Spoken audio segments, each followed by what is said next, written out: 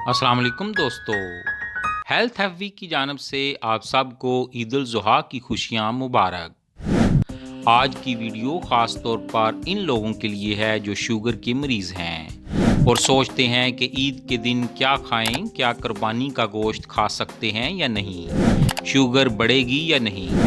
हम आपके लिए लाए हैं एक मुकम्मल ईद का दिन भर के खाने का मंसूबा, जिसमें शामिल होंगे नाश्ता, दोपहर, शाम और रात का खाना। और साथ में हम जानेंगे कि सुरख गोश्त खाने के बाद खून में शुगर लेवल पर क्या असर पड़ता है।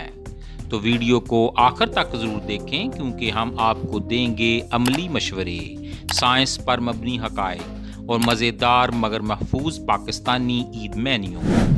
नंबर 1, सुबह का नाश्ता। ईद उल ज़ुहा की सुबह खुशियों, गहमा गहमी और कुर्बानी की तैयारियों से भरपूर होता है। नमाज ईद के बाद जब सब घर वापस लौटते हैं तो नाश्ता तैयार होता है। अक्सर घरों में रवायती सवैयाँ, हलवा पूड़ी और चाय से दिन का आगाज़ किया जाता है। मीठी खुशबू, मज़ेदार जायके और मोहब्बत बड़ा माहौल, ये सब कुछ ईद का हिस्सा है। लेकिन अगर कोई शुगर का मरीज़ भी इस मेज़ पर बैठा हो तो क्या ये नाश्ता इसके लिए महफूज है? सवैयाँ में चीनी, पूड़ी में घी और कार्बोहाइड्रेट्स सब मिलकर ब्लड शुगर को अचानक बढ़ा सकते हैं। यही वो लम्हा है जहाँ हमें होशियारी दिखानी होती है। ऐसे में नाश्ता तब्दील किया जा सकता है, जैसे दही, उबली हुई दाल, हल्की फुल्की चपाती और बगैर चीनी के चाय। मज़ा भी देती है और तंदुरुस्ती भी। तो आइए नाजरीन, ईद के सुबह नाश्ते में हमें क्या खाना चाहिए और क्या नहीं खाना चाहिए, इन दोनों प्लान के ग्लाइसेमिक लोड का कंपैरिजन कर लेते हैं। सुबह नाश्ते में मल्टीग्रेन चपाती का ग्लाइसेमिक लोड 6 है। देसी घी के 1 स्पून का ग्लाइसेमिक लोड 0 है। बॉयल एग का ग्लाइसेमिक लोड 0 है। दही का ग्लाइसेमिक लोड 2 है। तो इस पूरे मेन्यू का ग्लाइसेमिक लोड जो शुगर के मरीजों के लिए सूटेबल है वो 10 है, जो लो ग्लाइसेमिक लोड में फॉल करता है। तो ऐसा नाश्ता जो शुगर के मरीजों के लिए सूटेबल नहीं है, इसमें मीठी सवैयाँ, एक स्मॉल बोल का ग्लाइसेमिक लोड 25 है। एक पूड़ी और साथ थोड़ा सा हलवा लेने से ग्लाइसेमिक लोड 35 तक चला जाता है।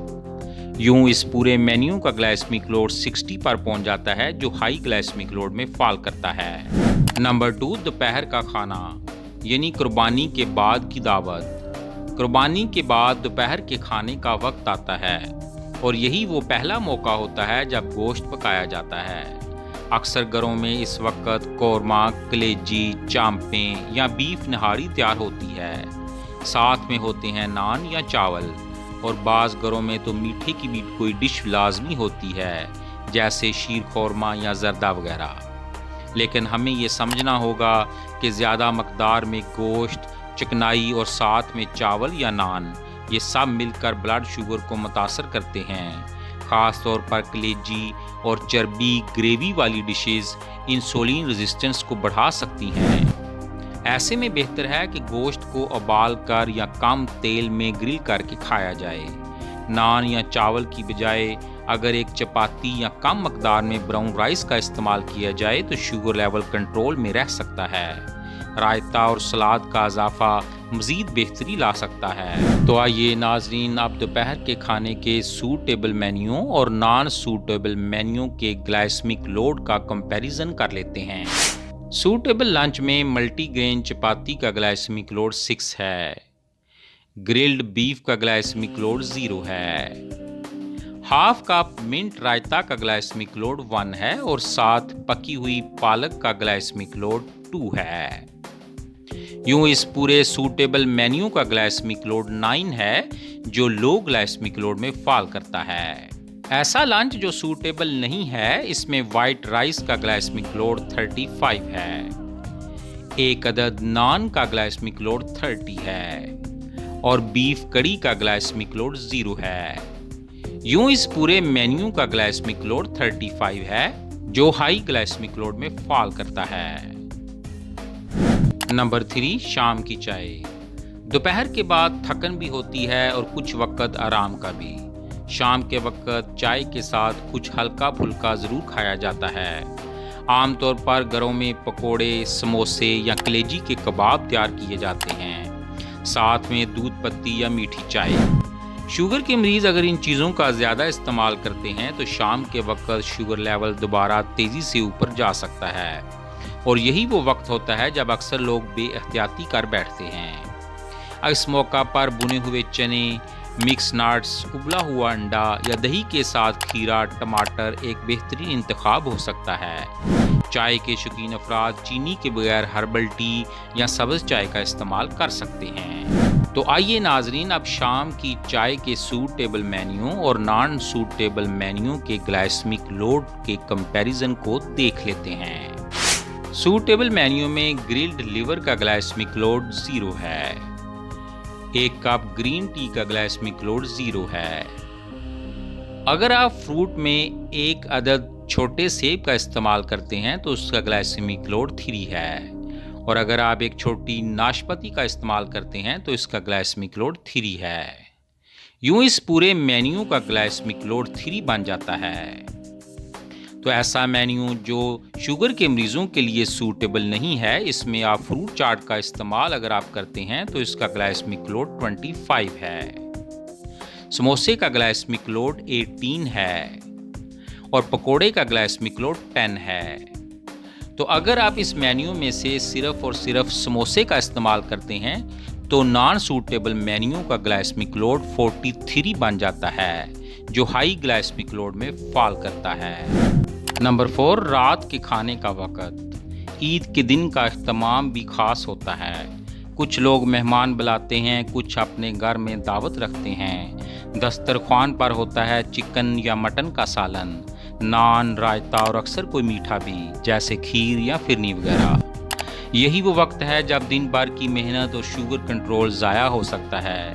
अगर हमने एहतियात ना की, चरबीली ग्रेवी, सफ़ेद आटे का नान और रात को मीठा खाया, ये सब शुगर को नींद से पहले खतरनाक हद तक बढ़ा सकते हैं। ऐसे में बेहतर है कि रात का खाना हल्का रखा जाए। गोश्त कम मकदार में हो, ग्रेवी कम तेल वाली हो, रोटी सिर्फ आधी हो, और साथ में दही या खीरा या टमाटर का रायता भी हो। अगर मीठे की तलब हो तो दारचीनी छिड़क कर दही या थोड़ा सा फ्रूट इस्तेमाल किया जा सकता है।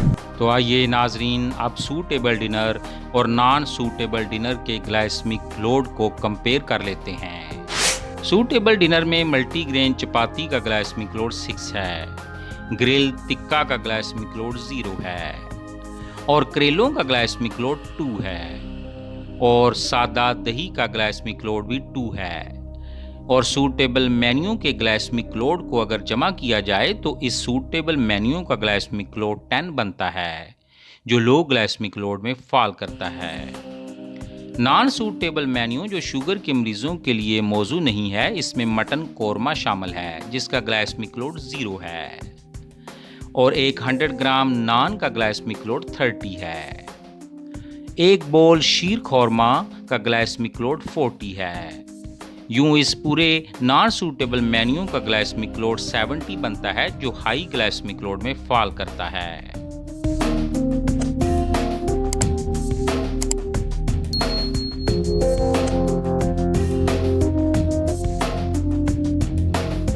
और आखिर में जान लेते हैं गोश्त और ब्लड शुगर की साइंसी हकीकत।